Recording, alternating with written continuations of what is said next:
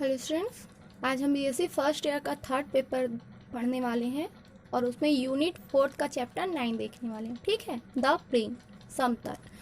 तो इसमें कुछ बेसिक चीज़ें हैं, कुछ फॉर्मूलेस हैं जो हमको क्वेश्चन में हेल्प करेंगे सॉल्व करने में। तो वो फॉर्मूलेस देख लेते हैं। तो सबसे पहला आता है हमारे पास समतल का सामान्य समीकरण, general equation of plane.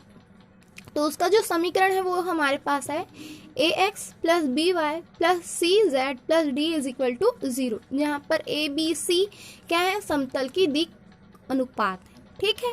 Second है हमारे पास बिंदु x1 y1 z1 से होकर जाने वाले समतल का समीकरण। किस तरह से होगा हमारे पास a into x minus x1 plus b into y minus y1 plus c into z minus z1 is equal to 0। ठीक है। सेम इसी इक्वेशन में यदि इस बिंदु का नाम न लेकर के हम यहाँ पर बोल दें कि मूल बिंदु से होकर जाने वाले समतल का समीकरण, तो यहाँ जो x1 y1 और z1 है उसकी वैल्यूज क्या हो जाएंगी, 0। तो इस तरह से हमको मिल जाएगा ax plus b y plus c z is equal to 0। ठीक है। उसके बाद आगे आते हैं अंतःखंड रूप में समतल का समीकरण। किसी समतल का समीकरण जो अक्षों से अंतःखंड ए बी सी काटता है, क्या हो जाएगा इसका समीकरण, x upon a plus y upon b plus z upon c is equal to 1। ठीक है, जहां पर ए बी सी क्या है, अंतःखंड है। ठीक है।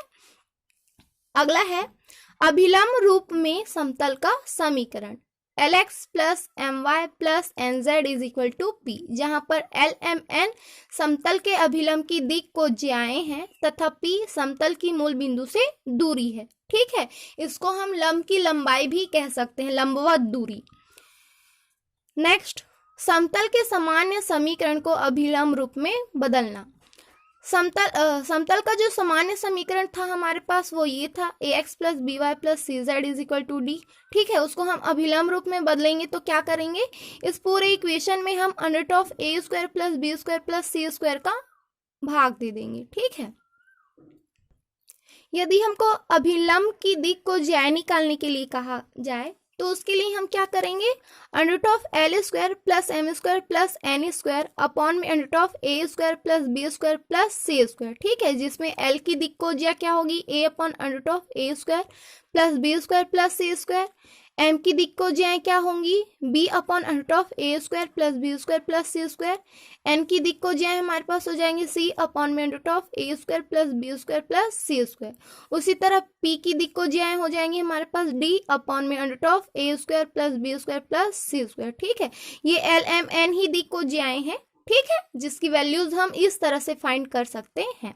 उसके बाद हमारे पास एक क्वेश्चन है, कहा गया है इसमें समतल 3x plus 4y minus 7z is equal to 84 द्वारा निर्देशांकों पर बनाए गए अंतःखंडों को ज्ञात कीजिए। समतल के अभिलंब की दिक को ज्याएं और मूल बिंदु से इस पर डाले गए लंब की लंबाई भी ज्ञात कीजिए। ठीक है। ये डाले गए लंब की लंबाई थी हमारे पास, ये उनकी दिक को ज्याएं हैं, तो सारे ज्ञात कर लेते हैं। सबसे पहले दिए गए समतल का समीकरण है, ये जो हमारा समीकरण दिया गया है वो क्या है, समतल का समीकरण 3x plus 4y minus 7z is equal to 84। तो इसको हमको अंतःखंड के समीकरण में लाना पड़ेगा। तो उसके लिए हम क्या करेंगे, इस पूरे को हम 84 से भाग दे देते हैं। ठीक है। तो समीकरण 1 का 84, ये 8a नहीं है, 84 है।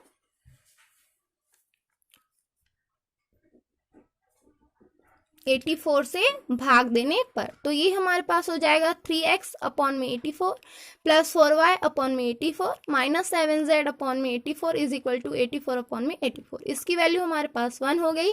इसको सॉल्व करेंगे तो x upon 28 plus y upon 21 minus z upon 12 is equal to 1 आ जाएगा। ठीक।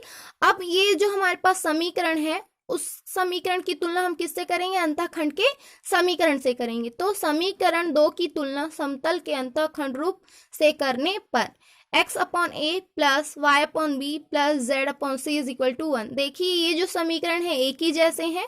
यहाँ पर ए के स्थान पर कितना है, 28 है, बी के स्थान पर कितना है, 21 है, और जेड के स्थान पर कितना है, सी के स्थान पर कितना है, 12 है। ठीक है। तो इस तरह हमको मिल गया a is equal to 28, b is equal to 21 और c इज इक्वल टू -12। ठीक। ये अक्षों पर क्या है, अभिष्ट अंतःखंड है, हमको अंतःखंड भी ज्ञात करने को बोला गया था, तो एक सॉल्यूशन हमको मिल गया। उसके बाद हमको क्या बोला गया है कि अभिलंब की दिक को जाएं और मूल बिंदु से इस पर डाले गए लंब की लंबाई अर्थात P की वैल्यू निकालनी थी। ठीक है, तो इस तरह हमको मिल जाएगा, यदि एल एम पी अभिलंब की दिक को जाए हो, ये n है, ठीक है, ये एल एम एन है, अभिलंब की दिक को जाए हो और P मूल बिंदु से समतल पर डाले गए लंब की लंबाई हो, तो समतल का समीकरण क्या हो जाएगा, Lx plus My plus Nz is equal to P। हम इसको इक्वेशन नंबर 3 दे देते हैं और इसकी तुलना हम इक्वेशन नंबर 1 से करते हैं। ठीक है, तो हमको क्या मिल जाएगा, L/3 is equal to M/4 is equal to N/-7 is equal to P/84 मिल जाएगा। ठीक है, अब हमको इसकी दिक को ज्या निकालनी है, तो दिक को ज्या निकालने के लिए कौन सा फॉर्मूला यूज करेंगे, ये वाले फॉर्मूले यूज करेंगे। ठीक है, तो ये हमारे पास हो गया √L² plus M² plus N² upon में √A² plus B² plus C²। इसकी वैल्यू हमारे पास 1 हो गई है। यहाँ A की value 3² plus 4² plus -7² values put कर दी हैं। ये 3 3 जा 9 हो गया, 4 4 जा 16 हो गया और 7 7 जा 49 हो गया। तीनों को ऐड करेंगे तो हमारे पास √74 आएगा। ठीक है, तो इस तरह हम दिक को ज्याय निकालेंगे। तो L is equal to A/√A² plus B² plus C²। तो A की वैल्यू कितनी है, 3 है और इसकी वैल्यू अभी हमने फाइंड कर ली है, कितनी है, √7 है। ठीक है, उसी तरह M is equal to B/√, इतना, तो B की वैल्यू 4 अपॉन में √74। N की value C/√, A² plus B² plus C² is equal to 7 upon में √74 और P इज इक्वल टू क्या है, D अपॉन में √A² plus B² plus C² is equal to 84 upon में √74। नेक्स्ट क्वेश्चन देखते हैं, एकदम इजी है।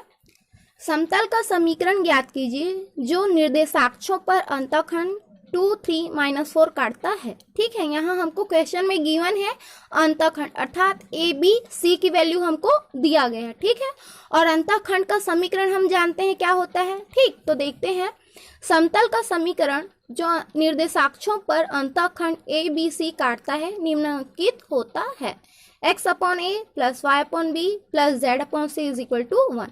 यहाँ हमको क्वेश्चन में गिवन है अंतःखंड A is equal to 2, B is equal to 3 और C इज इक्वल टू -4। इन A B C की वैल्यूज को हमको यहाँ पर सिर्फ पुट करना है, फिर हमको क्या मिल जाएगा, समतल का समीकरण। तो ये हमको मिल गया x/2 plus y/3 minus z/4 is equal to 1। ठीक है, आज के लिए इतना ही। Thank you student.